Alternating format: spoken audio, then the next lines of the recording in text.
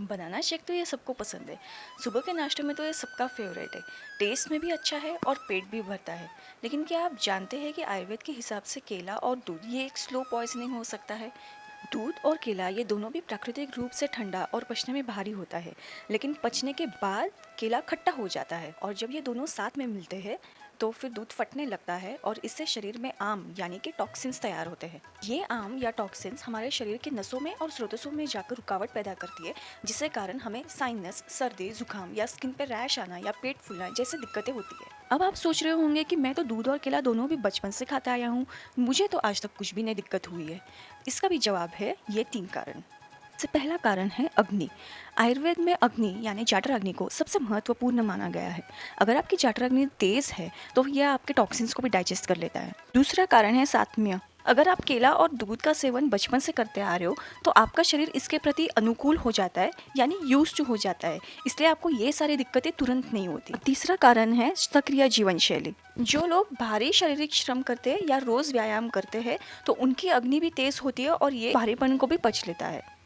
अगर आप banana shake या स्मूदी को पूरी तरीके से नहीं छोड़ते हो तो आप ये 3 चीज़ों का प्रयोग स्मूदी में ज़रूर करें। पहला है इलायची। ये दिखने में है छोटी लेकिन है बड़े काम की चीज़। इलायची पेट में एक ऐसा पाचन रस तैयार करती है जो दूध में रहे फैट और प्रोटीन को जल्द से पचने में मदद करता है और इसके कारण दूध पचने में हल्का हो जाता है। दूसरी चीज़ है दालचीनी। दालचीनी प्राकृतिक रूप से उष्ण होता है। ये शरीर में मेटाबॉलिज्म को बढ़ाता है यानी पाचन क्रिया को सुधारता है और शरीर में बढ़े हुए कफ को कम करके शरीर में हल्कापन लाता है। और तीसरी है काली मिर्च।